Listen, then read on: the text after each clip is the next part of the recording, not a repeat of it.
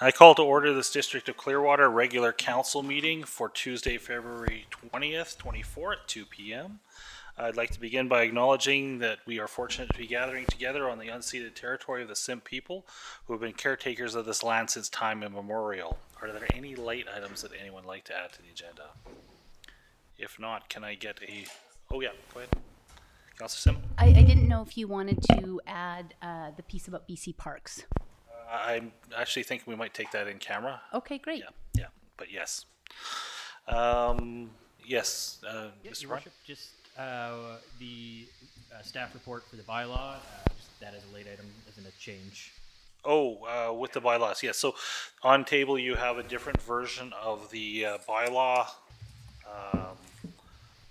page item 17.1 than the original one that was in your agenda package, and that's a staple copy that was handed out as you came into the room.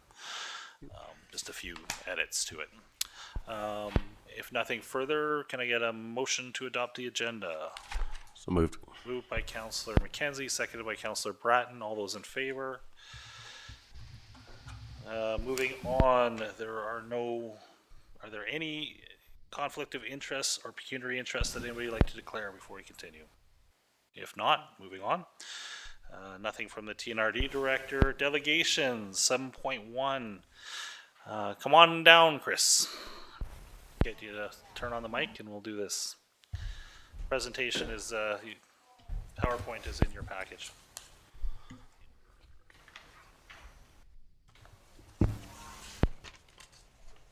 Thank you, and good afternoon. It's been a while since I've been here to chat with everybody about what's going on in the engineering world. So we thought it was a good opportunity to recap some of 2023 and present a few of the projects that we're working on through to 2024. I don't have a clicker. You want to? Or Sid could just advance. Sure, that works. Okay, there we go. Yeah, we'll just briefly touch on Bill 44 and Bill 46 as well. Those are pretty loaded topics, and I think the idea is to come back in March and have a more comprehensive discussion on that, but just wanted to quickly touch on those.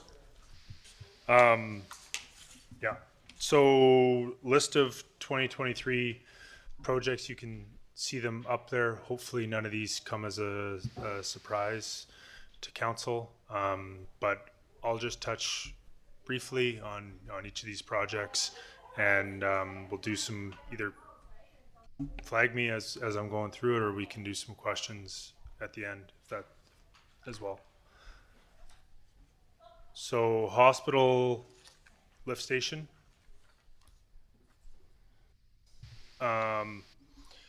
So the initial scope with this project was to complete design of the required upgrade to the hospital lift station to facilitate development within the catchment corridor. We started in on some elements of the design, pump sizing and siting, and some servicing strategy items on that. As we got into it and worked through some of the sizing metrics, it became clear that we need to get a little bit more clarity on the density and phasing and servicing strategy within the area, incorporate in the developer's plans within the catchment, and there's multiple.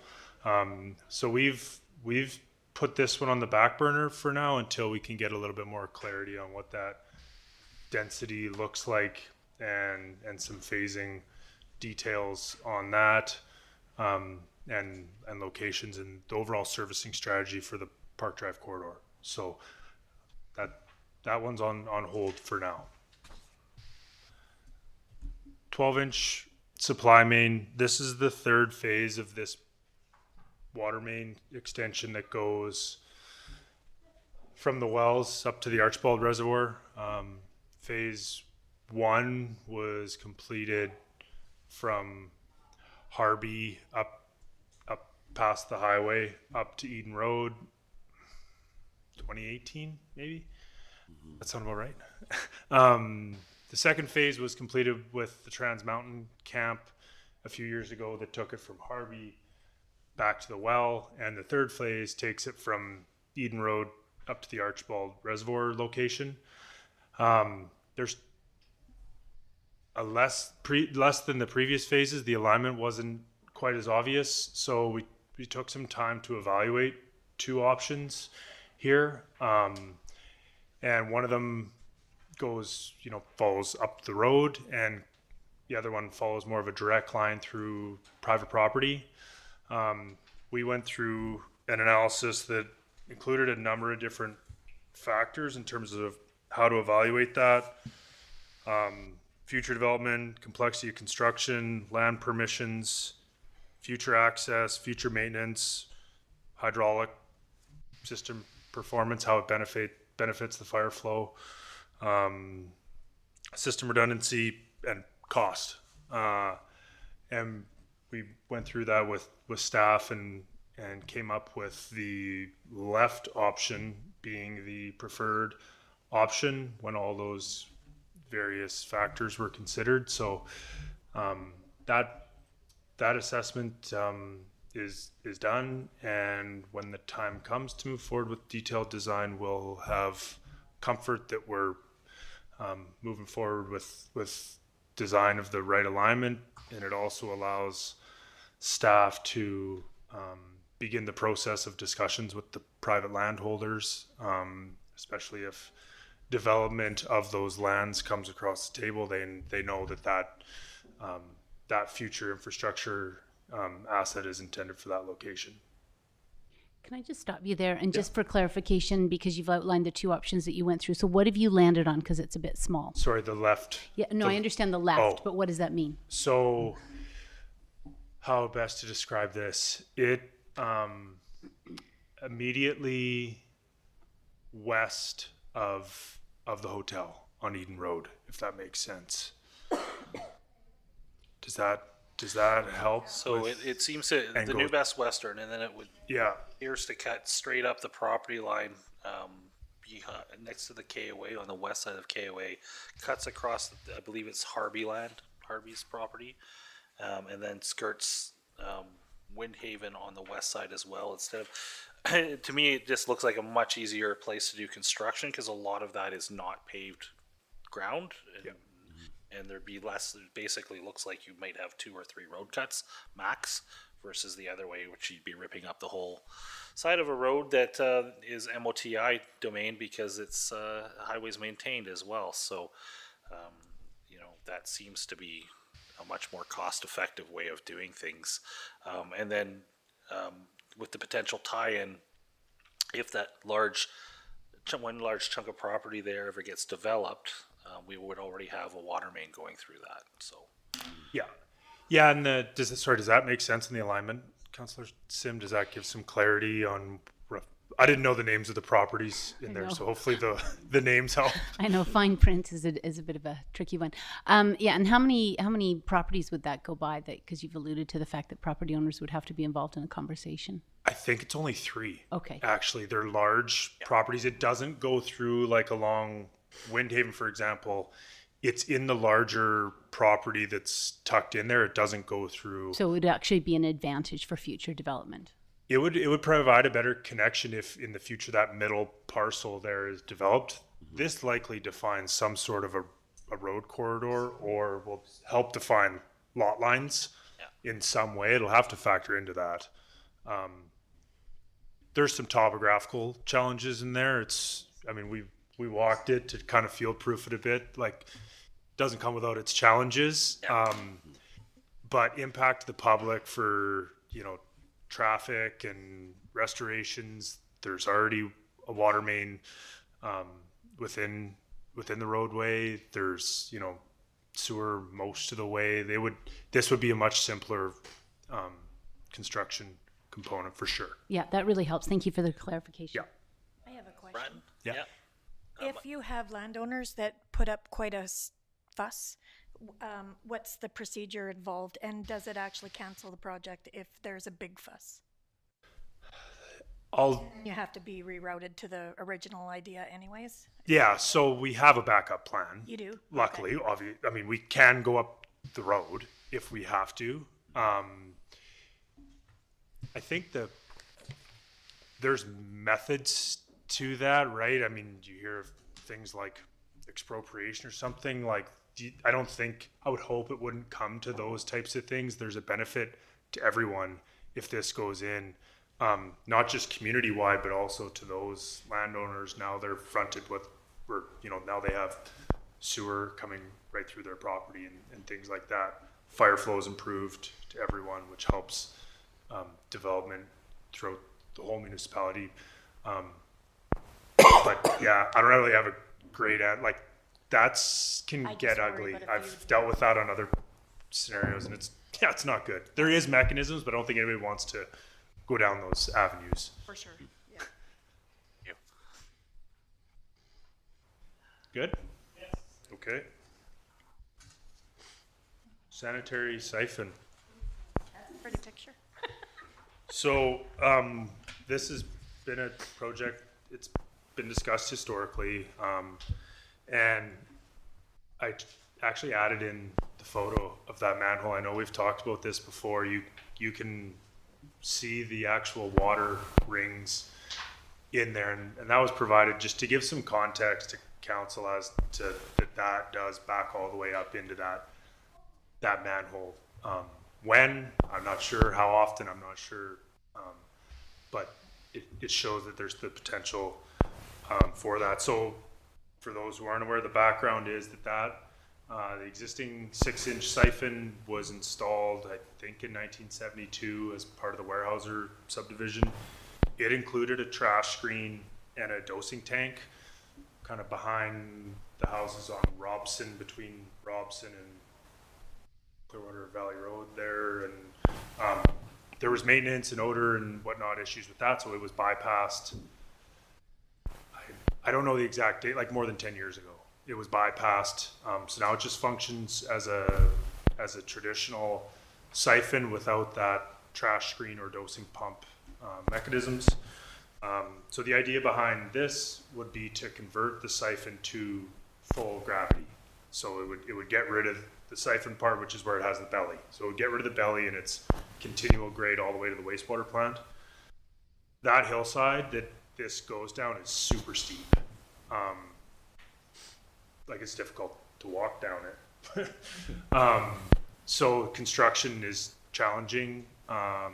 What we've done so far is considered two options. One is conventional open cut, and the other is basically directional drill from the top right down.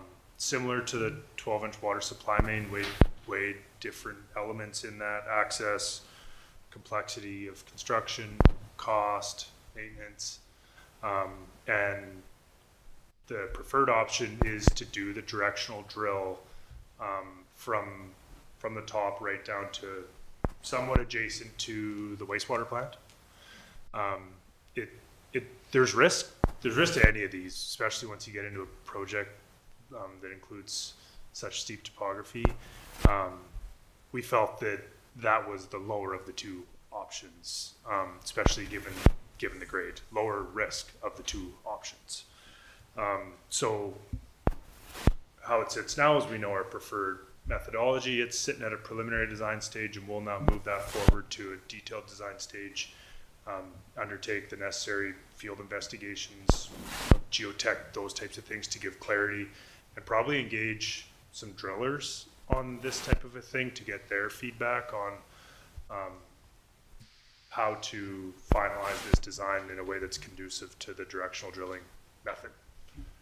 So that'll progress here through 2024, and that'll be a project that's wrapped up this year. I have a question.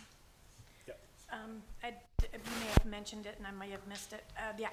The actual health of the siphon, is there a rating to it, like really bad, kind of good? No, so there's different ways to evaluate the condition, I'll say. That pipe has not been videoed. To video, you would have to buy, that's the only way for sewer to get to the wastewater plant. So it would be quite a process to undertake like a physical assessment of it. It is ductile iron, so there is some risk with corrosion given that it's 50 years old. We have no reason to think that it's not in a fully functional state, but there's published lifespan for those types of things. So the reason to do this project isn't that pipe, the condition of it is failing. The main reason is the risk of blockage and the environmental risk of that, frankly. If that was to fail, it's in an inaccessible location, and it would be bad. So the reason is more risk management. Yeah. Thank you. Yep. Yeah, thanks, Chris. Did you say that you were upgrading to a 12-inch from a 6 for that? I might have missed that if you did. It's currently 6-inch ductile, correct? It's currently 6. We'll upgrade it probably to a 10. It depends a little bit on the directional drilling method. Honestly, like the thickness of that pipe measures the outside, whereas ductile iron measures the inside. So part of this is the naming convention. You don't really want to downsize pipes as you go down as well. So when you get, the steep part coming down at 30%, it may end up being slightly oversized because the bottom, when it's 0.5%, needs to be a 10-inch. So the part going up the hill is probably going to be a 10-inch as well. That's just a kind of a hydraulics thing, but it will increase the capacity from what it currently is. Okay. But again, capacity isn't currently the reason that we're doing it. It will upsize it to allow for future capacity. Probably a 10-inch to answer your question. Okay. Perfect, thank you. The sewer wastewater plant, cell 2, aeration and desludging. Cell 2 was converted from a facultative lagoon to an aerated lagoon in 2009, the lined aerated lagoon. As part of the cell 1 works that were completed 2020, I think it was, we did a sludge survey, 2019 actually, sorry. We did a sludge survey. You can see it there. There's some color coding that indicated the sludge that had accumulated in cell 2 in the 10 years that it was in service. Remember, headworks that we installed didn't help this. This is damage done before there was a headworks installed. So as I alluded to before, the trash screen was taken out up top, and the headworks that we installed in 2020 down below, there's 10-ish years of sludge that had been piling up in cell 2. So that impacts the treatment capacity. That also impacts the data collection as you start pumping out of a lagoon that has sludge in it. You start getting issues with total suspended solids appearing in your testing results. So the decision was made to move forward with desludging. This is a common maintenance process for all municipalities with aerated lagoons. The aeration that was installed in 2009, sorry, I'll back it up 1 second. The Ministry of Environment, typically you'll take these lagoons offline to do this. The Ministry of Environment didn't want us to take cell 2 offline for that 2 to 4 weeks to do the desludging. They wanted us to keep it online. They would allow us to lower it down, but they wanted it to stay online. To do that, you have to de-sludge the lagoon with a dredging technology. The aeration that's in cell 2 that was installed in 2009 would have been wrecked with dredging. So once we got into the discussions, we came to the conclusion that we needed to actually replace the aeration in cell 2 in order to do the dredging. So last fall, the aeration was changed over. Aeration technology was changed to what we actually installed in cell 1 in 2021, so that they now match. Go ahead. Okay, is that some sort of floating system versus some sort of solid pipe system? Like, So it sits on the bottom, but it's one that can be removed. So you can just lift the aeration up out of Okay. the way. You can move it around. okay, The previous technology, it would have wrecked it to start moving it around. So that was one of the benefits with what was put into cell 1 initially, was that it allowed for this type of maintenance. So what we did last fall is convert the technology over to the same system that's in cell 1, put it back in service. By the time that was completed, it was getting probably too late. We actually posted on BC Bid to do the desludging. The feedback was, we're interested. There was a couple companies that reached out and said, we're interested, but not this fall. We'd definitely be interested next spring though. So the decision was made, well, seems like the industry, and this is a pretty specialized industry, aeration like desludging. So we decided to pull it off BC Bid and say we'll repost it in the spring. So that's where we sit right now. It's currently on BC Bid with the intent of completing the desludging this spring at some point here as weather permits. go ahead. The one of 100 questions. Can you explain the colors? Is the yellow and orange the worst? Is it the heaviest? Yeah. Okay. Yeah. Green. Orange is worse. Blue Green is good. Blue is good. Okay. Yeah. So we have a lot of green, so we're like really close to being really full of sludge. No. So I think red. I think it's through 10 feet deep, and red is like 3 feet of sludge. It's not like this is coming close to, coming out of the water or something like Okay. that. No.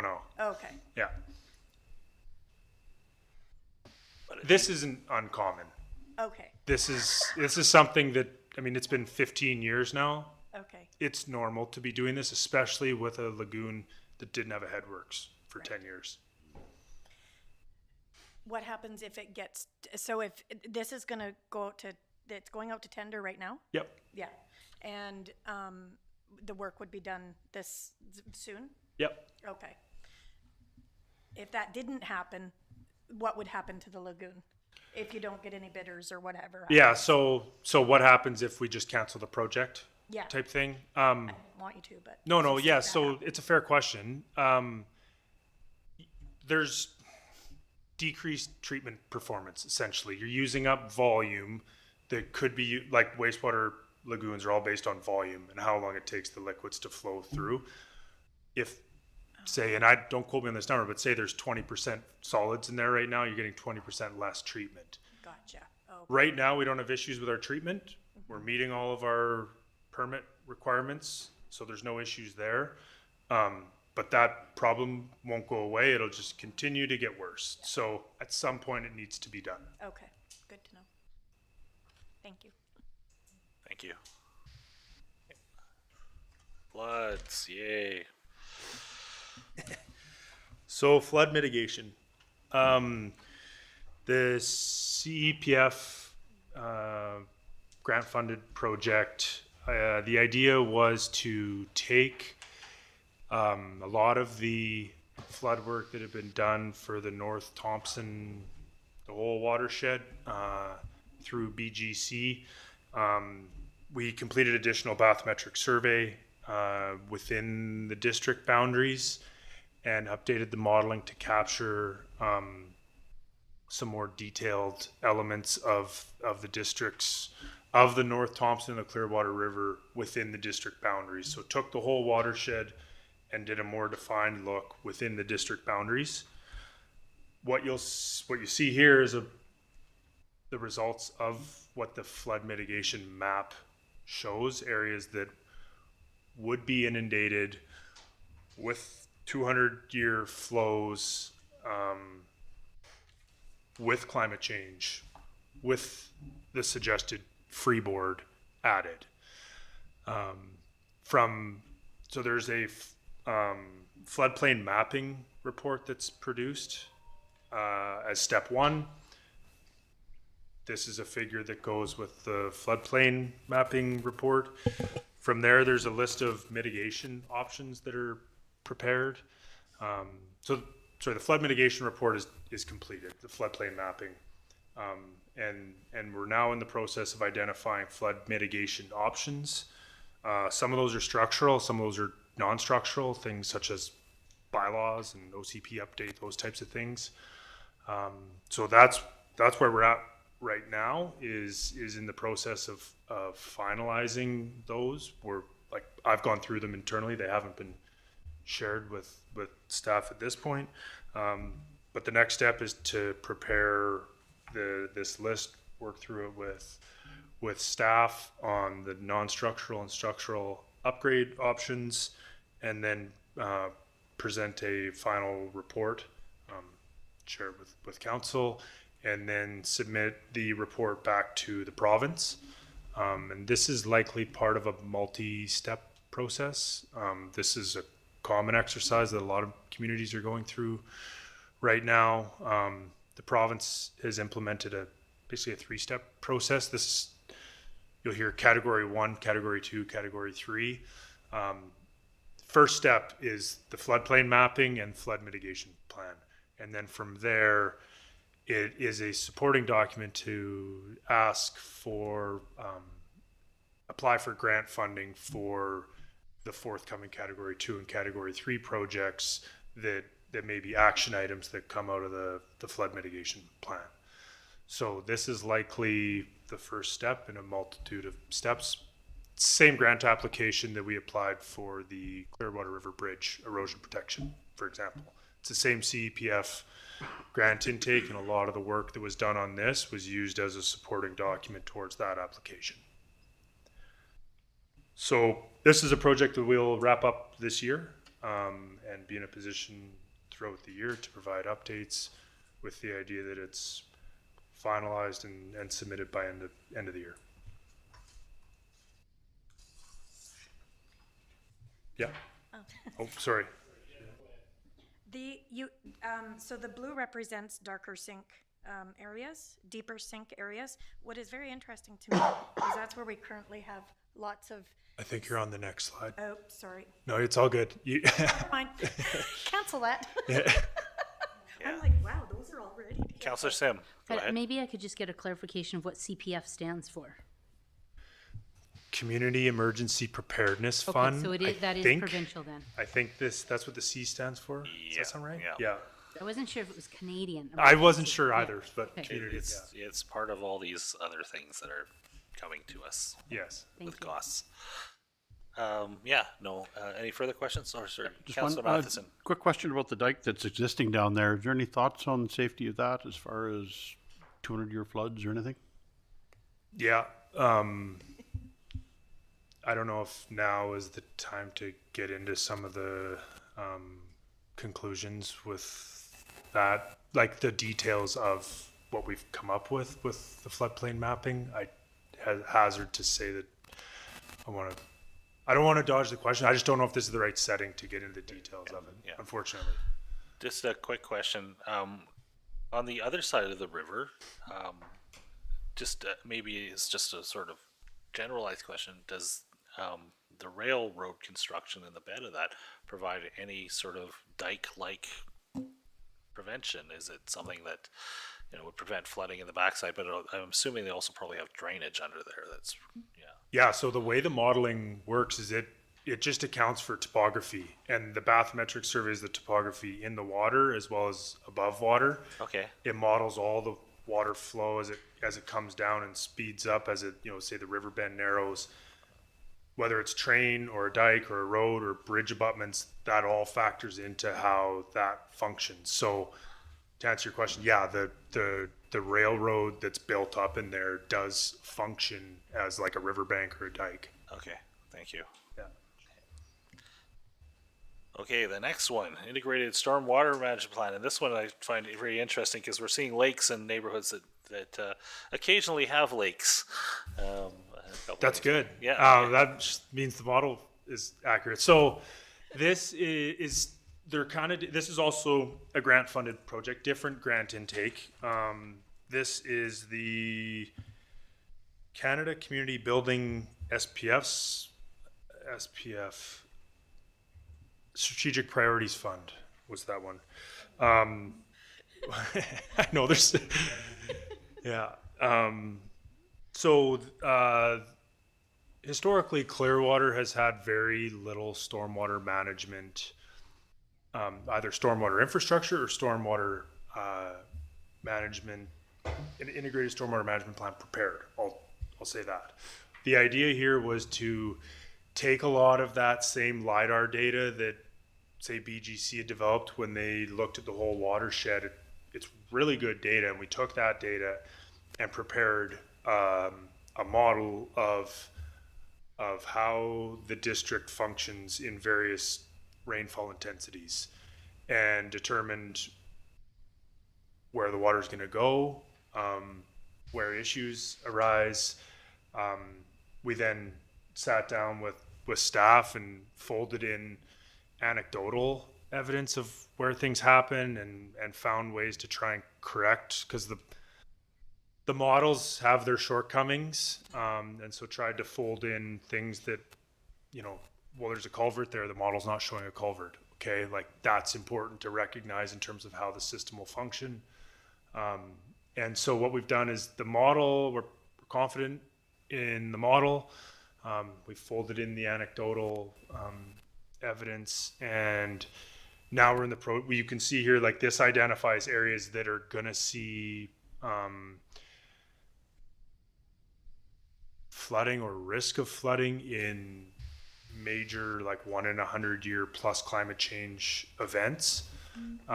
This allows us to take steps to create a list of, again, structural and non-structural options to mitigate these types of risks. Some of them are public lands, some of them are ministry, some of them are private. The idea is to develop a suite of projects that takes all this into account, and is also useful for future development applications and development of such documents as OCP and things like that, where you start looking at road cross sections and different elements. So this is will be a useful document in multiple facets moving forward, and the heavy lifting is developing the initial model. So next steps is we develop a list of projects, which we've done, sit down with staff, go through a number of different upgrade or adjustment options, again, some structural, some non-structural, and then from there compile it all into a report, complete with cost estimates and different things like that, present the findings to council, and allow this to function as a good reference moving forward. And that'll be again a project that's wrapped up this year. It's a carryover from 2023. Thank you. Any questions on that? Just noting, yeah. The only one I would have is some of these areas like Robson Street.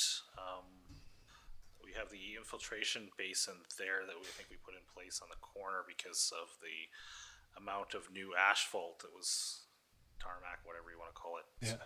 Sealed surface is causing us to move water around.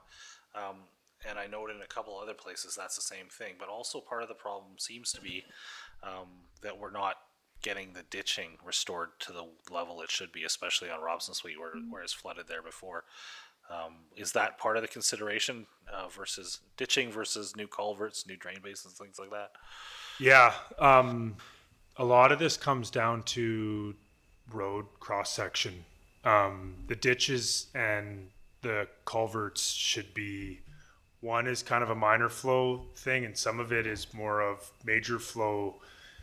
If we sized every culvert to account for 100-year flows, every culvert would be massive. So the idea is to, in where opportunities present themselves in new design, ensure that there's an overland flood route that is safe and private property is protected. In scenarios like Robson, where the low point of the road might not allow for safe overland flood routes, that's where you get into infiltration and managing those in a reliable way. So it's harder in a retrofit scenario. A lot of this is let's limit, creating these issues moving forward. Clearwater's great for infiltration. So that's one thing that we got going for us. So taking advantage of that is going to be the basis of a lot of things. But building that advantage into when people are bringing forward new construction projects to say basically, hey, don't cover everything with a sealed surface, or if you're going to build in a hole, maybe consider, then we have to talk about things. Robson Street in particular, I remember Mr. Rotsetter's crews and myself went down there with pumps and actually drained that out during probably a 100-year event over the bank, and we were shocked to see what it actually did in that neighborhood. But also, it was pretty easy to see that a very simple culvert across what was supposed to be District Clearwater right away would have probably solved most of those issues there. Yep, exactly. So sometimes it's both. And some, if you do this in a good kind of forward thinking way, the general public doesn't realize that that's an overland flood route. Like, these things are kind of dual purpose in a way, but if they're thought out, it's harder on retrofit scenarios, but yeah, 100%. Yeah, excellent. Okay, so this gets incorporated into everything we do as far as future land. Exactly. Okay, Yeah. excellent. Okay, Yeah. that makes a lot of sense. Thank you. Okay. 2024. So there's some of those obviously are carryover projects that were started in 2023 that we're going to be completing in 2024. A couple of other items, water system analysis. That's a really vague description. That primarily looks at folding in a lot of the leak issues that staff have addressed in 2023. Hopefully that reduces demands, which increases what the modeling is saying is available.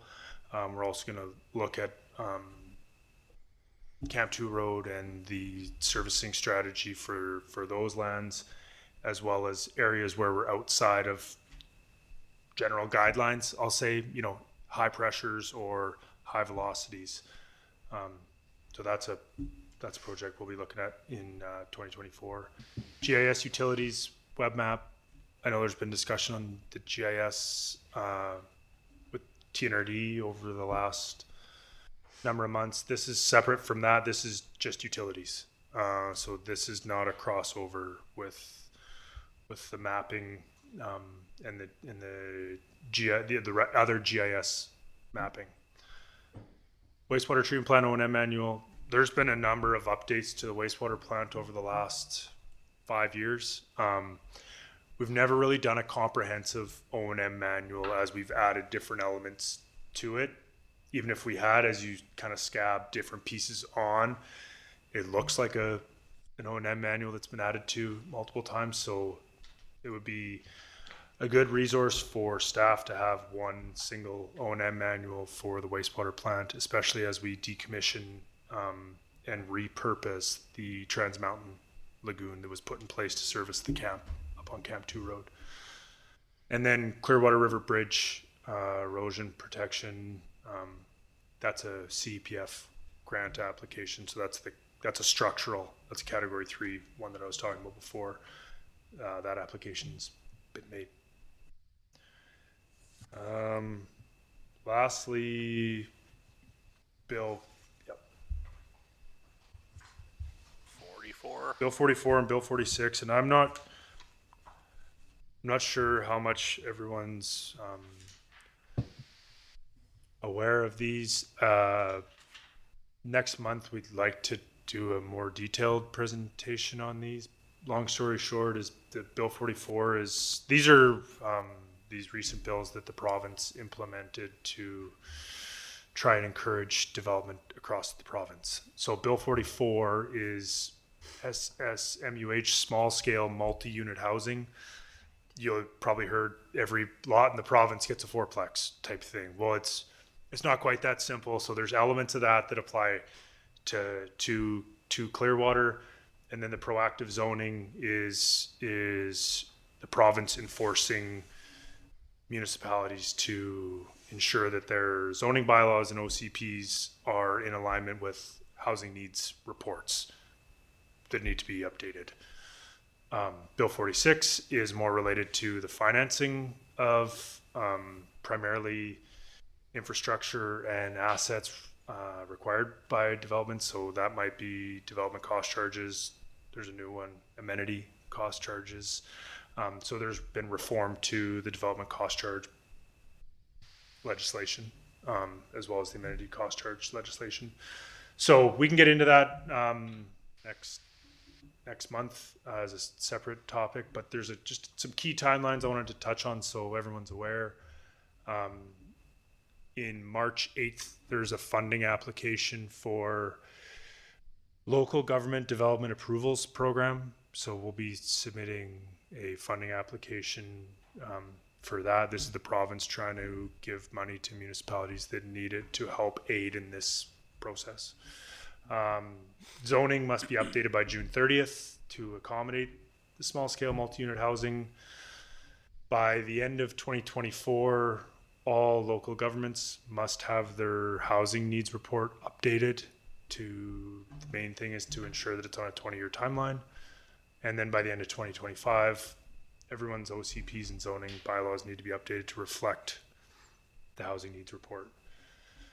And then moving forward, who knows, at that point, it's probably somewhat election based, but there's next steps after that I don't think we need to get into.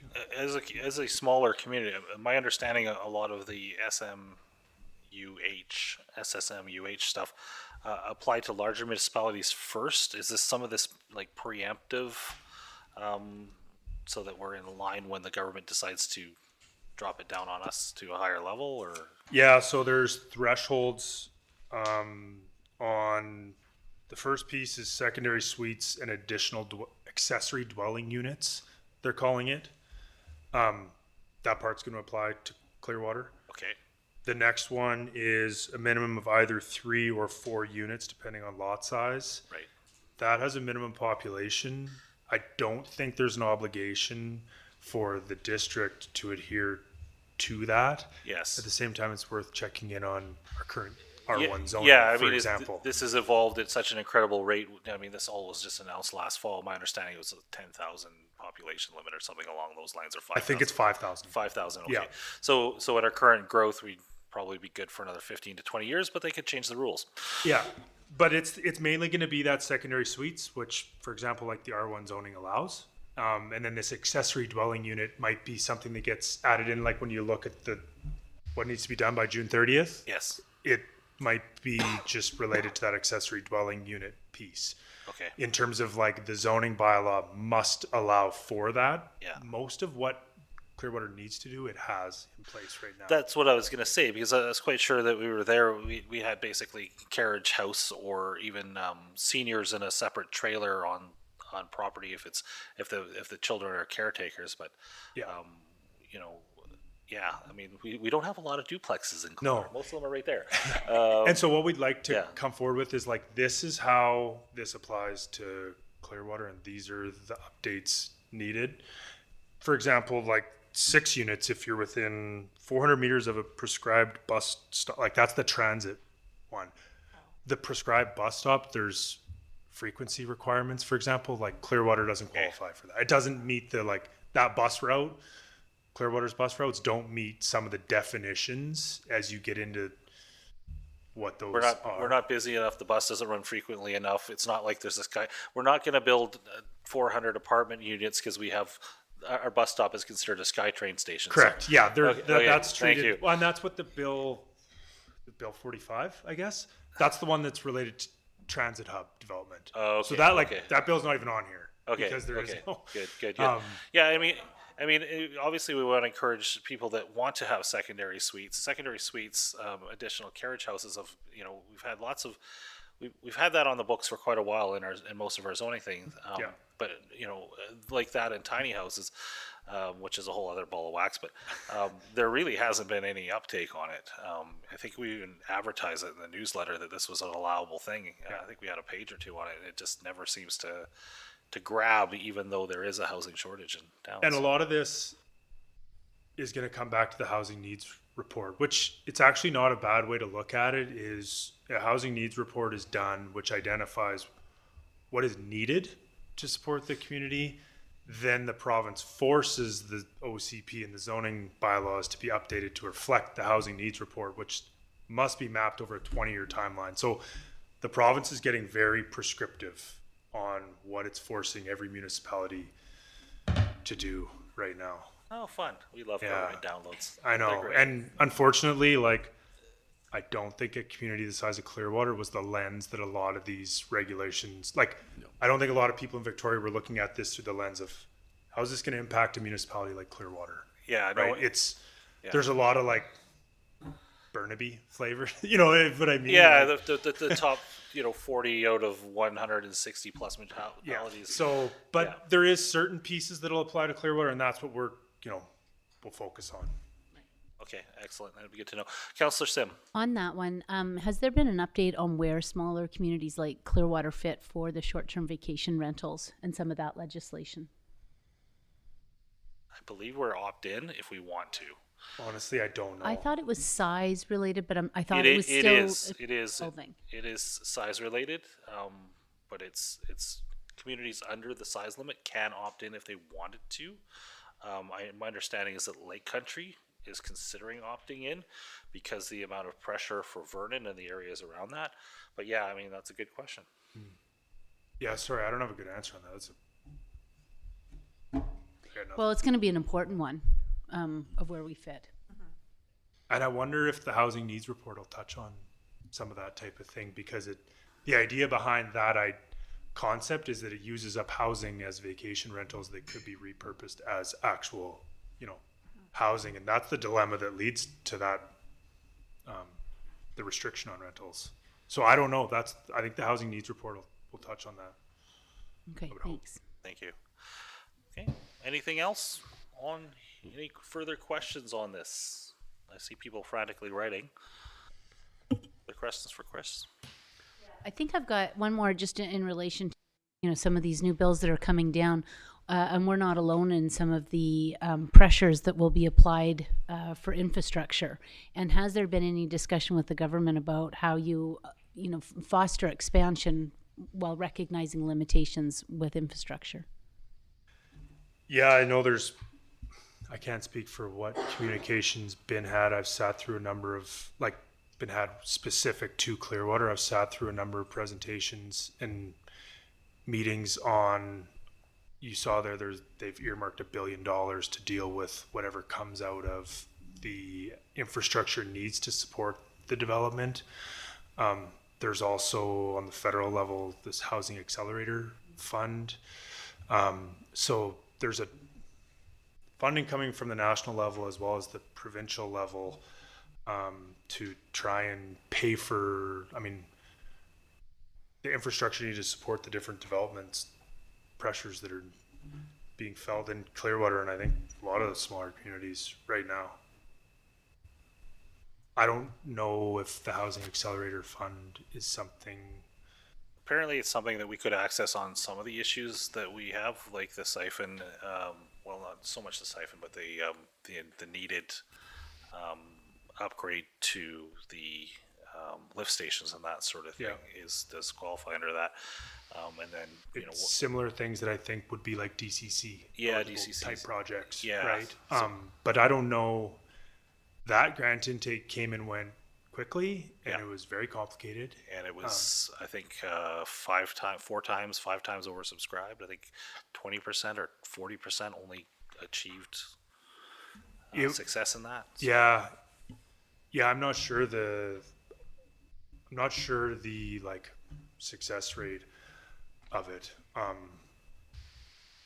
There's pros and they're trying, I guess, to answer your question. I think at the federal and the provincial level, I imagine there will be different grant initiatives that come out of it, and getting these types of background supporting documents in place so that when you ask for project A, B, or C, you can point to the report that says, see, this is the number one thing we need. Yeah, I guess I'm just looking to see what kind of a holistic view they've started to take now that these conversations are bubbling into community. So we could look to Kamloops, for example, and there's some disappointment that Kamloops isn't meeting their needs, but at the same time, okay, well, where's it going to go? And then there's the other supporting infrastructure. Like there's no schools that are slated, right? So That's the amenity piece.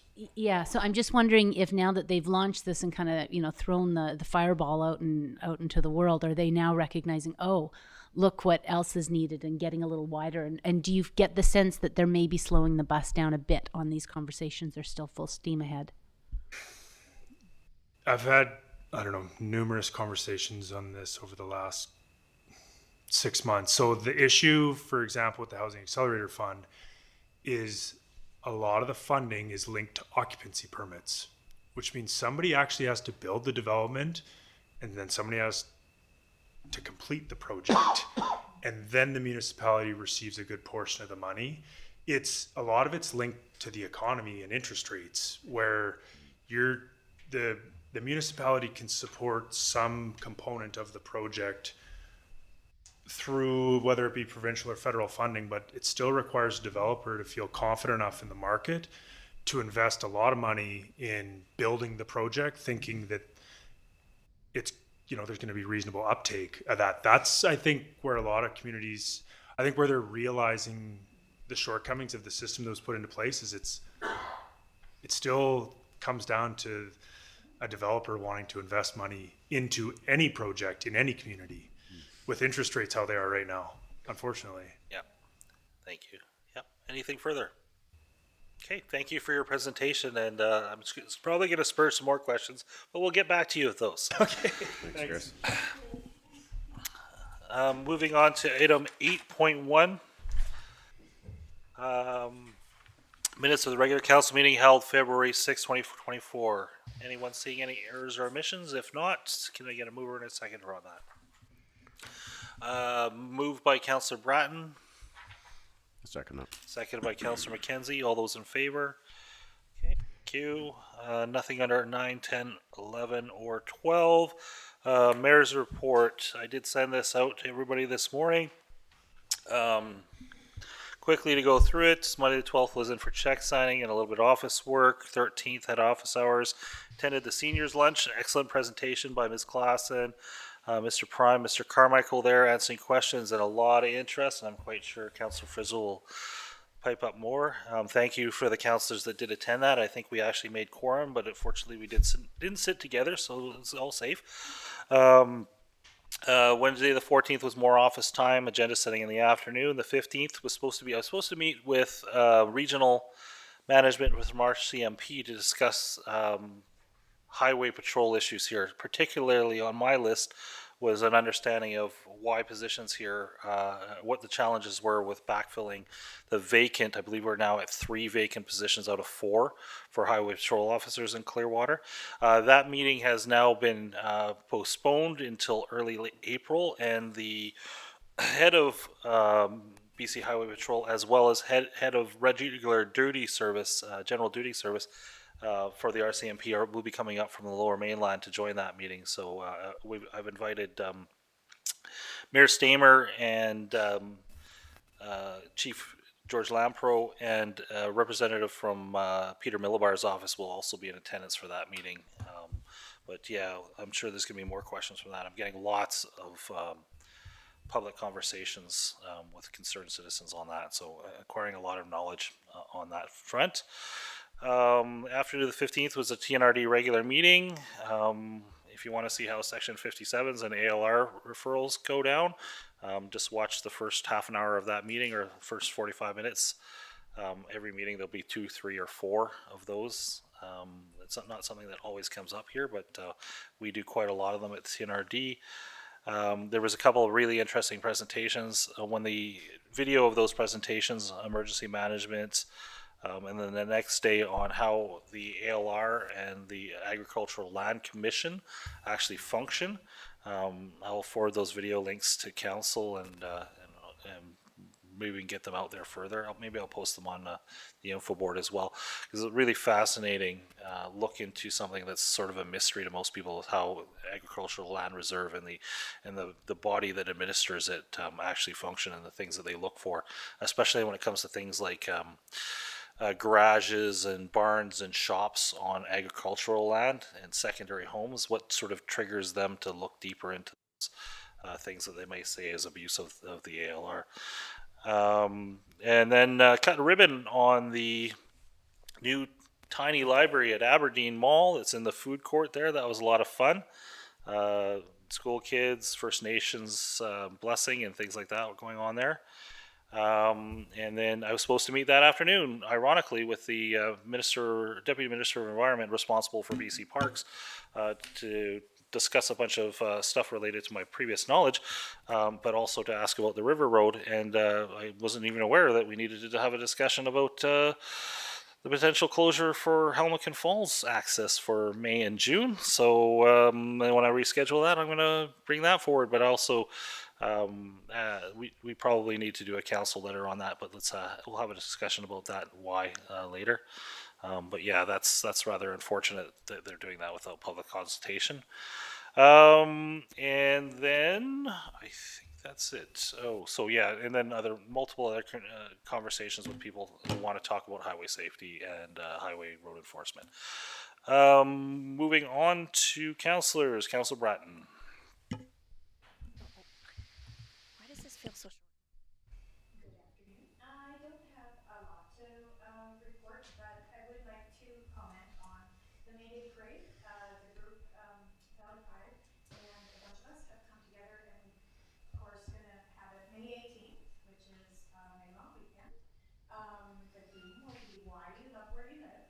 So, what makes you love Clearwater or your area of living? We can decorate to that effect.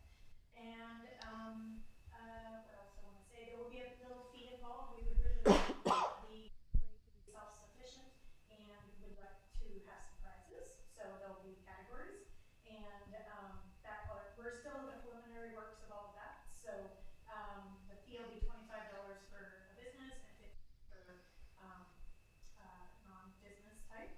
And yeah, so quite excited to get that off the ground and running. I did attend a seniors lunch with Linda and Lynn, Councillor Frizzle, Councillor Matheson, and Miriam Blacktop. It was a ton of fun and very enlightening, and it was very well received, I think. So lots of questions and lots of interaction, which I thought was great. Also helped with the, I don't know if you call it a budget session, info session at the soup kitchen. So that was, and wow, do we have a lot of people that come to the soup kitchen? Very well received. Just to let you know, that was the record attendance. They did, I think, on the nose 200 bowls of soup that day. That beats it by over 50. So there you go. There you go. That's fantastic. And so good to know. And it's very the food security program in Clearwater. The organizers there do a fantastic job. We have a ton of programs within the food security system itself. And it might be kind of neat if we had a little presentation, possibly. That would be neat. I'm not asking. I'll just get in trouble. But yeah, we could put that through So staff. we focus on what Yeah. is actually available, because we have a lot, and I think it's very good. And just to note, I started at last meeting, maybe the meeting before, starting to integrate my gratitude wall. I have my board here. I did a first draft, didn't like it, so going back to the drawing board, will be up here within the next few days. And and something else. This is not as fun of a note, but Kamloops, this is on the health authority kind of thing.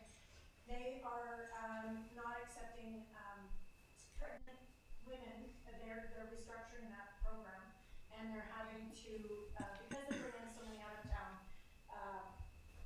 maternity patients.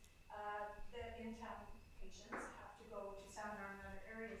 Just to be aware, make sure your planning is in place so you have somewhere that you have a doctor to check out. And because I take pictures of babies, this is why something near and dear to me that is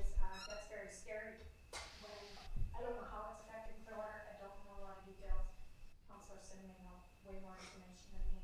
But I did see a report come through that this is going to be very challenging.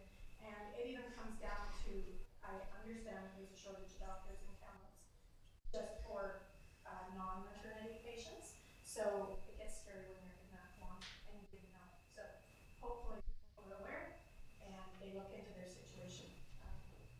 So they plan their future. Yeah. Okay. Okay. I think 4 out of 5 people in Kamloops don't have a family doctor. 4 out of 5? 4 out of 5. It's either 3 out of 5 or 4 out of 5, and it's very. We are very fortunate here to have what we do. On that note, my daughter-in-law has a doctor. My son is not allowed to see him. So even within the family, Yep. it's divisive like that. So just so you know. Councillor Frizzle.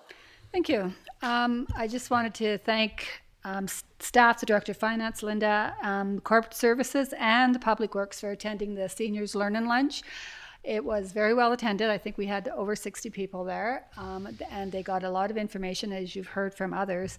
But what I really got out of it is afterwards, after everyone left, I had people stop me and say, it was so good to have the District of Clearwater Council, Mayor, and staff come and talk to us seniors, and that made us feel like we are an important part of our own community. And that just, yeah, and it just got to my heart that they found that really important, that that they attended and gave that financial spiel that everybody glazes over until Linda does it, and it's really, really interesting. And I'm sure spinning the wheel helped, and they got a prize out of the deal, and they learned a lot from it. I was very impressed. So thank you very much to everyone that attended and answered all the questions. I also attended the one at here on Friday, and it was really nice to just be able to chat with the public and one-on-one and hear what they had to say. And it was, I think it was really well received. And thanks for the cookie and coffee. And I also, at the end of the lunch, this is just a little funny aside, that I got thanked for clearing the trails for the seniors. And I said, well, it wasn't me. It was the District of Clearwater Public Works. They appreciate it because it was done in a timely fashion. They were able to go out for their morning walk, and they didn't have to worry about slipping and sliding. So thank you. And on your note about food security, I actually have food security coming to the next Learning Lunch to talk to the seniors about it. So that'll be good that they'll get to hear what's going on there. I think that's a really important thing. And also last week I did mention about My Voice, the advanced planning brochure. I've had several people calling me. I've had, I'm actually having the community paramedics coming in April to discuss it and talk to people about it. So yeah, people are hearing it. They're trying to figure out how it works and understanding why they need it. So that's a good thing. So thank you for getting the word out there. That's my report. Thank you. No, thank you. Councillor Herring. Nothing to report for me. Okay, Councillor McKenzie. Thank you, Mayor Blackwell. Pretty quiet couple of weeks. I did attend the agenda setting last Thursday, the 15th. And I did want to thank staff for their public engagement sessions. Unfortunately, I was able to make any of them to this point, but I just want to thank you guys for your work, and we hear from other councillors just how well received it was, so thank you for that. I did attend the Family Day festivities yesterday at CSS, so I'd like to thank all the volunteers, students, parents, teachers, everyone who put that all together. It was well attended, busy all afternoon while I was there, and some great activities for the kids, and got lots of smiles. It was nice to see, so that was really good. And that is all for me these past couple of weeks. Thank you. Councillor Matheson. Yeah, thank you. I'm not going to spend a lot of time, but on the presentation at the Legion, I'd just like to thank staff on that. It was really well done, well attended, and yeah, it had numerous comments. It was very appreciated. I attended the Chamber of Commerce board meeting, and unfortunately they didn't have enough for a quorum, so there was no work that actually took place. There were some discussion about mapping of trails for Wells Gray Tourism, and they're supplying a letter of support for that, for for the books and mapping around here. And they also were asking about evacuation plans and where we stand on that as far as the district goes, if we've had tabletop exercises, but I believe there's one going on pretty soon. Yes, that is correct. There will be Mike Simpson will be up, and that'll be one of the first. There's usually several in the spring. Yeah. Yeah, so I think I'll get back to them on that. I attended the family days as well, and it was well attended, and there's lots of people coming and going. So it was a good event that was put on by the school. It was great. Thank you. Oh, and that does remind me, the 27th is the Community Wildfire Roundtable one, and I'm unavailable. So if there's another councillor that can attend that, I think it's open to pretty much anybody on council if you wish to attend that session. So it's very valuable if you want to understand how wildfire and evacuation is handled from multi-organization and you know, us, TNRD, wildfire, all the different players, including industry, that can assist in that. I would attend that session. You will learn a heck of a lot. So it's here, and I believe it's in the afternoon on the 27th. Mr. Prime can forward you that information, or just tell us right now. Yeah, I have medical tests in Kamloops at the exact same time where I'd be there because I love it's a very good session to attend. Okay. Yeah. Councillor Sim. Thanks. Yeah, I think that it's just proof positive that things are always alive in this community. Shout out for the Valentine's Day activities, the Ski Hill Music Night, the coffee houses, as well as the library, and of course the Family Day at CSS. In light of the presentation that we were just having, the TRU carpentry program is has started.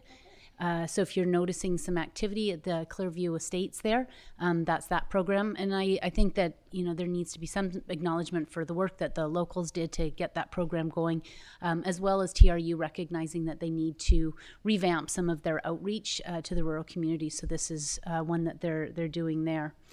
To the comment about the maternity challenges that are being faced in Kamloops, yeah, they are referring people to look for pathways of what's going on. On a local level, our physicians will see patients up to 20 to 30 weeks, so that's being helpful. And then there's some local discussions about how we can do. We're very lucky that Dr. Perdue is part of the maternity complement in Kamloops. So how that may look, but that is certainly an issue that's a light. I think it also just speaks to the importance of recruitment and what communities can do. We've heard about the Merritt closures, but maybe not as publicized was the Williams Lakes closures for hospitals. And what's interesting about Williams Lake is that they are operating their emergency department just on locums, which is a little bit nerve-wracking on that account. And what we're seeing is that we're back into this cycle of needing to attract locals to different communities. And we've spiraled once again into that tragic scenario of who can pay more and what that means.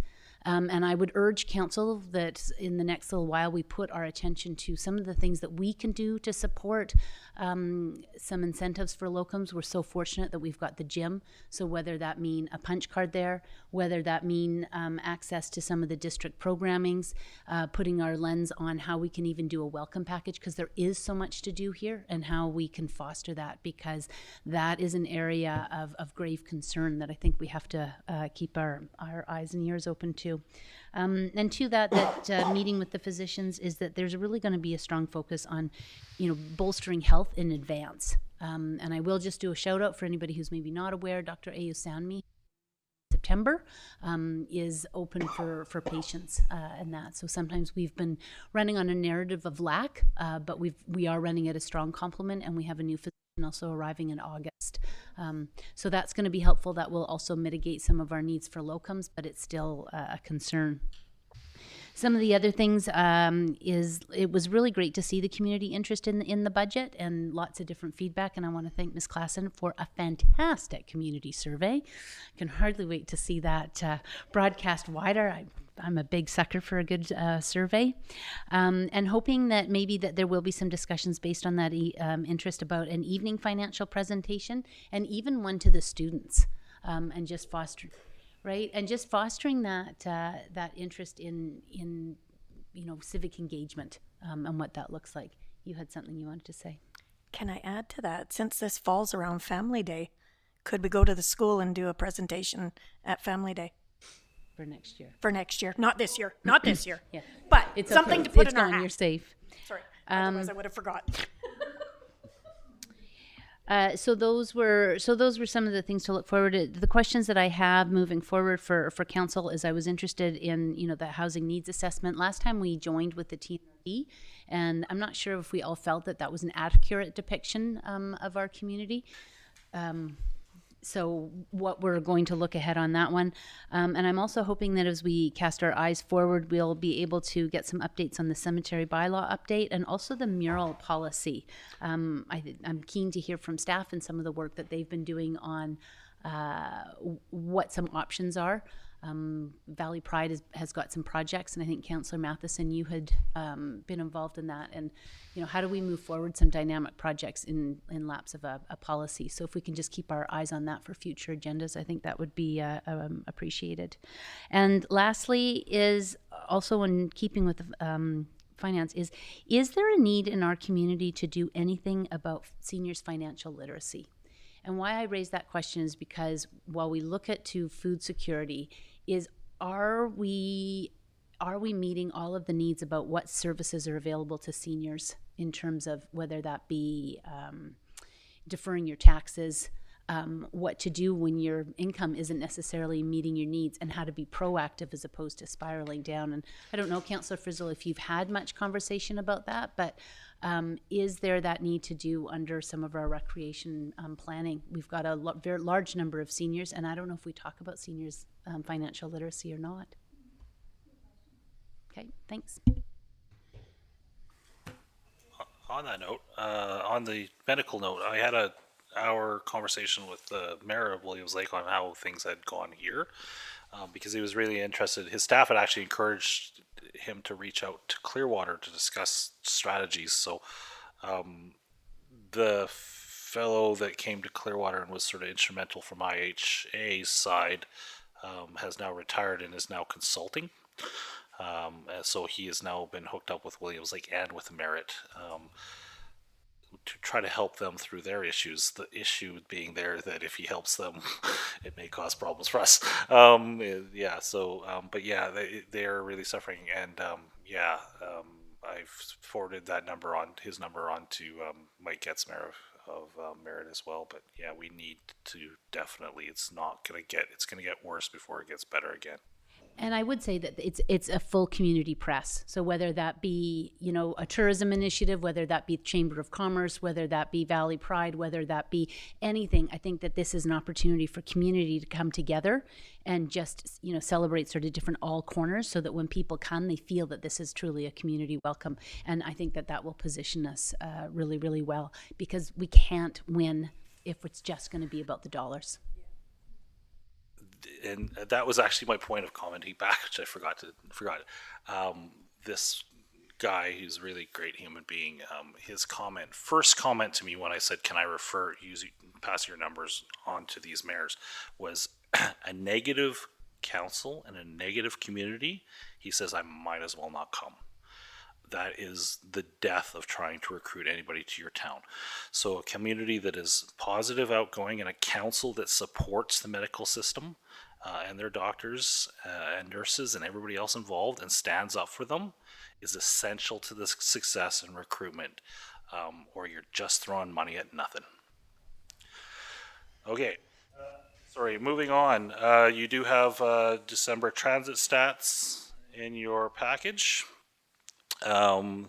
Also, item 16.1, the CAO has been delayed due to WestJet / Air Canada issues, so we'll just table that for now. Moving on to bylaws. We'll go to item 17.1. We have new reports, edits, and maybe I'll let Ms. Klassen just speak to what were the changes in there. Or? Yep. Yeah, thank you. Thank you, Mayor and Council. I apologize for the amended report. However, during the weekend when I was reviewing some of my year-end working papers, I realized, one more. So part of the process when we go through the amendment process is that we review all the resolutions and ensure that we've collected everything. I just want to go through them quickly so that council understands what the amendment is. And I feel that it might be easier if we just look at Schedule A. It looks like this. So the first four are not bolded. And that is because we can handle some of these resolutions in the new 2024 to 2028 financial bylaw. So there was 2 for the generator project, the funding for that, 1 for line painting, which we actually were able to complete the line painting project within the operating budget, so we didn't need the resolution, so that was great. And then the Clearwater River Trail project as well, there was a delay in the project, and so we didn't have to pay for all those additional invoices, and that'll be handled in the 2024 to 2028 financial plan. Now, moving on to the bolded part of it. So resolutions IC 16 and IC 17, you'll look under the resolution number there. Those two relate to the CAO recruitment. IC 53 and IC 26 relate to the improving the development services process. And IC 37 relates to the letter of understanding between the district and our union staff. Now I just want to spend I saw 3 more. So the leak study, originally it was $30,000 for that project. However, they came in under budget. I think it was, actually it was a $50,000 project. They came in under budget, and the operations decided to purchase a piece of equipment so that they can determine in-house if we have leaks in the system. So that becomes a capital allocation. So I have to, from the bylaw perspective, I have to note that. The de-sludging project for Cell 2 is a project we heard today about the aerators. I had it originally, because it was just purely, it sounded like it was purely maintenance, just taking the sludge and taking care of it. But there's a component in that project which was capital, and that is those aerators that we heard about today. And they were going to do it at the end of the project. I think they ended up doing it in the middle or the beginning of the project. So I have to allocate that $145,000 to capital rather than just to operating funds. And the third one there, that was the reason for the amendment, is that in the 2023 plan, we had said that we were going to fund the economic development activities from reserves. And essentially, we've already have this money. It's sitting in deferred revenue. So as a result, it sits in grant income and not reserves. So it's a housekeeping, but it's correcting what was there before. Essentially, and that's, we're looking for a recommendation there to have 3 readings. Readings 1 and 2. Councillor Sim. Just on the desludging cell number 2, originally it was to allocate $145,000 from special projects, and we have that in the capital. This is to move it from special into capital because it's a tangible item. It's not just so maintenance. it's coming from the same source as where it's going to.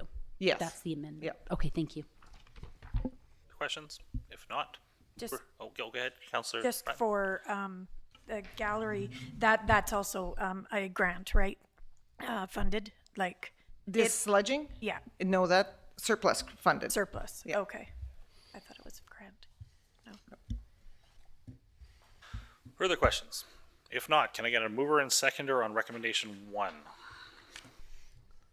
Which is that it be read for the first time. I'll move it. First and second time. Moved by Councillor Herring, seconded by Councillor Frizzle. District of Clearwater 2023 to 2027 amended 5-year financial plan, bylaw number 298, 2024, a bylaw to adopt the 2023 to 2027. Is that right? 2023 to 2027? Okay, sure. Amended 5-year financial plan. Whereas Section 165 of the Community Charter requires that Council adopt a 5-year financial plan, now therefore the Council of the District of Clearwater in open meeting assembles and acts as follows. This bylaw may be cited as the District of Clearwater Bylaw number 298/2024, the 2023 to 2027 amended 5-year financial plan. All those in favor? Okay. And then the second recommendation, to read it for a third time. Moved by Councillor Bratton, seconded by Councillor McKenzie. Any discussion? If not, District of Clearwater 2023 to 2027 amended 5-year financial plan, bylaw number 298/2024, a bylaw to adopt the 2023 to 2027 amended 5-year financial plan. Whereas Section 165 of the Community Charter requires the Council adopt a 5-year financial plan, now therefore the Council of the District of Clearwater in open meeting assembles and acts as follows.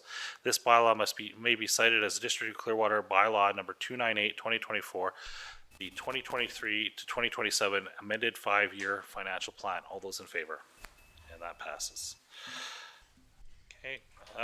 In your correspondence, there is a response required. There'll be another letter coming forward on the VC Parks thing, but the first one is on Tourism Wells Gray application to Destination BC's Invest in Iconic Strategy. Thoughts of council on this one? Go ahead, Councillor Sim. Yeah, I think it's a good idea, but I think that the deadline is tomorrow. Is that feasible? Oh, Councillor Frizzle. Councillor Fizzle. There's already been discussion on that they would have it ready just in case we did. Oh, okay, great, Oh, thanks. so they have a draft. Yeah. Okay, seconder on that motion? Second that. Thank you, Councillor McKenzie. Yes, sounds like a great idea. And I just- Discussion. I just talked to Claire Hanna just before I came to the meeting, and they're very excited about this because this will be a trails map that can be done digitally as well as printed off if they want to, and you'll be able to see where you're at. And if you want some idea of what it's like, apparently you can go onto the Golden website and have a look at it. Yep. But I think it's a great idea. Yes, thank you. Yeah, I think the email sent out, actually, you could click on the links and see the pictures. Okay. Further discussion? If not, all those in favor? Okay. Correspondence information only. If you have something that you'd like to speak about, just wave your hand frantically. Highway 5 Intercity Bus Services Letter of Support, TVC Bus. Councillor Sim? I think that we could always do with more bus service up and down the Valley Corridor. I noticed that they've provided us with a template, and if council is amiable to supporting it, I think it's a great idea. I think their letter articulates it perfectly. There's a need, and we've missed it, and if there's a way to get it back, it'd be great. So you want to make a motion on that? I'd like to make a motion that council write a letter of support as per the request. Okay. A seconder on that? Further discussion? No. Okay. All those in favor? Okay. And then City of Campbell River Community Safety Act.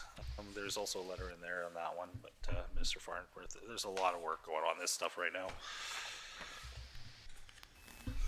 Okay. Not seeing anything. No notices of motion. Questions from the public? Any public questions today? No? Good? No? Just kind of wondering, all this is an agenda for these meeting? Should be at the beginning. Sorry, which? It's at the beginning if you're looking at the agenda.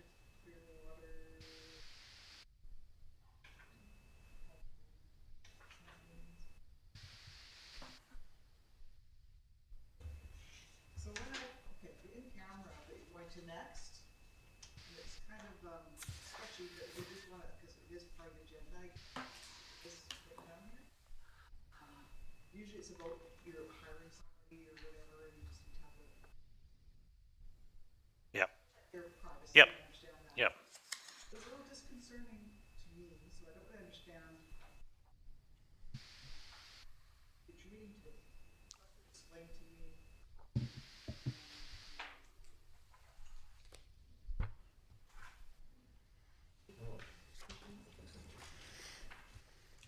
Because we expect harm in the interest of the municipality if they were held in public, so kind of harm's coming our way. If you just sort of elaborate. Yeah, so there's two basic things that Mr. Prime or somebody else can pitch in on this one a little bit, but the two basic primes obviously is the potential to be sued if you're talking about things that are, there's employment, so you don't talk about personnel matters publicly. The next one is business. You don't talk about contracts or contracts that are about to be lended or put out because you risk them being damaged. People having information ahead of a contract going out is not generally a good idea. And then the other one is generally a protection against getting sued for things that you may not want to say in public. And the biggest risk really is other people's business. If we're discussing that in public, we don't want to do that at a public meeting. So, but yeah, if you want to further, it's very complicated. You could, Mr. Prime could probably give you a rundown on it anytime you want that. And we're about to go into recess, so if you want to ask in detail, just go ahead and do that. Yeah, there's only actually 3 or 4 things that you can go into in camera on legally, and yeah, it's important that we try to stick to those. This one is the longer version, yes, for sure. It covers basically every option I think that's available to you at this particular point. And really the effort is to try to do as little in camera as possible. But yeah, it's welcome to these times. But yeah, just after the break, go ahead and ask Mr. Prime. Yep, go ahead. That February 27th meeting you mentioned, Yes. is that for public too? I do believe it's not for public, but we can, yeah, it's for the people that are actually going to be running emergencies. So fire departments, Ministry of Forests, things like that. Sometimes industry comes, especially like Canfor or Interfor in the past, because they actually have working fire crews and evacuation plans as well. So all of that stuff, BC Parks usually attends as well if they can, because they have. I used to write the evacuation plans for a while; it's great, but they're the representative in charge of that. So yeah, it's that group, and then there's going to be probably other sessions coming up on wildfire and fire smarting and things like that will be public again. I really want to push for those because fire smarting I think is probably the best thing we can do as a community, and then understanding really what the capacity is here, because I think people really overestimate the capacity of the community to react in a major wildfire event. So the more we can do to help ourselves, the better we're going to be off. And we do have a position, has it been posted yet for a wildfire fire smart coordinator? Not yet, Your Worship. We're still waiting on wrapping up one grant funding Okay. to apply for that grant funding to get that position. Yeah. So yeah, there will be a position for a fire smart coordinator coming out. And I think you were at the seniors lunch, so you might have, yeah, you caught that, eh? So yeah. That's a very important position to have. Kamloops has had one, and the TNRD actually has one. So if you know somebody that doesn't live in the district of Clearwater boundaries, that position exists. As a guy named Dan Funk, really smart guy that used to be with Kamloops Fire and Rescue for a lot of years, and yeah, it's very important to get that work done. I notice people are doing it anyways, but it's good. Okay, yeah, go ahead. Firefighting in back in 2003, which was a really bad year. That was Kamloops and the Strawberry Hill Fire. They had all these. Yep. Waiting here, deciding do I go north or go south? Where do I take my horse to? Because there's only north and south. Yeah, the horse people seem to have more to know exactly what to do more than anybody else. They're ahead of everybody, but yeah. The group that, like, I finally did contact somebody, they Yeah. did come in trailer and grab my horse. All I do is leave my name with them and phone call and they come and get not here or whatever. But I found it very you don't think about it until it's not an emergency that there really is the highway that goes this way, goes that way. Mm-hmm. And they talk about sending a bunch of people that don't know when they smoke and they still feel it's out and they're gonna go up over Cap 2 and we're gonna end up in way up there, and I'm thinking that's kind of terrifying too, to be stuck Yep. in a group of convoy of hot exhaust pipes and. Well, and when it actually happens, like the evacuations of Williams Lake and 100 Mile House to Kamloops and places south, that it's not like you're driving down the highway at 60 or 80. You're driving at 20 or 30. And so many people, and it backs up. So having good planning, and then also realizing that we don't know what we're going to get till we get it, but you have to plan for all eventualities, whether you go north or south. I think you might have noticed if you drove into Kamloops this last summer, all the Trans Mountain trailers by Rayleigh there. There was that camp there, and there's also a similar camp at Valemont. That the government actually held lease on those, or held those for an extra calendar year. I don't know what the long-term plans are, but basically those were kept because they figured we were going to have such a bad wildfire season last summer that they would need those for evacuees. But yeah, I mean, it's the thing is of all the things on the big palette of things that that was the one that keeps me up the most at night is our response during wildfire and the risk of wildfire here. In 2003, so many people too said, okay, they were, most of the last people coming out with generators and everything too, and they said they could go here, then they said, no, you can't go to Strawberry Hill, that the fire's there, so you Yep. go this way, then out this way, then that's we can't get to the cusp because that rose popped up. Yep. It was a bad year. Yeah, but it also really speaks to communication as we do a lot of stuff on fire smarting and the planning for evacuations and that sort of thing, but effective communication, I think, is a big thing effective and fast communication, getting information out there. And, as we've seen, when things do go down, and that's why we have the generators coming for well 1 and 3 and to power this building in the event of a wildfire, but we also need to think about how we're going to get the word out if the cell towers go down, if the phone lines go down, God forbid the info board goes down. How do we actually get the word out quickly to people? And there are ways to do that. There is door to door that's incorporated into emergency plans and things like that. So We also had a lot of grocery decommissioned that maybe lead somewhere that yeah. a way to go out and So one of the things, specifically on Forest Service roads, one promise that was made when the mill was shutting down, when Canfor was doing the transfer, and the province of BC did throw a bunch of money into it, was maintaining Forest Service roads, especially the primary ones like Road 2, when those areas weren't being logged. But that really isn't probably happening as much as it should be. So that we have, I know, I know people that try to go over to Mahood on a regular basis, and you can't do it right now. You could with a 4x4 in the summertime. Most years you couldn't do it with anything like a car with 4-ply tires. You wouldn't want to do it. You'd have a flat, or so. come into the realm of tourism and maybe expand on that. There's been a lot of push and part of that funding was for that, so that some of the forestry rec sites and stuff would be accessible. That was it wasn't emergency management. It was actually more for tourism. That they are. So you look for opportunities to make one work for the other. But yeah, I think that's one we need to push for again, and we're coming into the season again here. So, and we are in an election year. Back in the day too, that the camp was a Oh, I wish we had that back. well, Bear Creek Camp, and also Bear Creek Camp on Okanagan Oh, Grocery Service place. Yep. They were all designated to be and ready to go for if there was a fire, then they Yep. have a place for the crews to meet at that forestry camp. Yep. And do we have anything in Clearwater where we have little forestry camps that are accessible for? so yeah, I mean the Forest Service yard at Clearwater is actually one of the largest that still exists. The fence yard there. So when they need to mobilize, they've done that. But they've also used Star Lake School, the back lot on there, for things like that. Outside of town, 1 year they used the group campsite at Mahood when they were dealing with fires there. And it really depends on where you need to go. The province of BC has absolutely no problem basically coming and said, we're taking this and we're going to use this.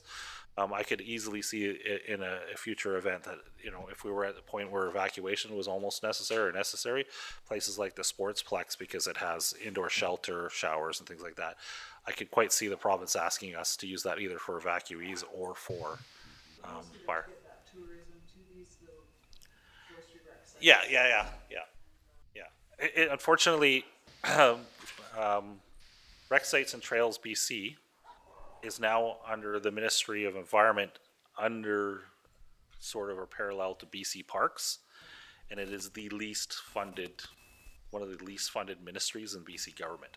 Whereas it used to be under Forestry, which was one of the better funded. So they are still doing stuff, but boy, is it going to be harder to get funding for that kind of work. But yeah, it's a good conversation. We'll bring that one up the next time we have a forestry meeting, to say, so what's the status of that funding for grading of Forest Service roads? Yeah. Okay. Anything else? Nope. Okay, so we are going to we're going into recess right now. Do I need to read out the in camera now, or That'll be- we'll do that at 4:30? Yes. Okay, we're going into recess till 4:30. So you have an hour off to go do what you wish. Can I get a mover and a seconder? Mover and a seconder for that, right? So it requires a motion. Moved, seconder, Councilor McKenzie. All those in favor? Okay, and that passes.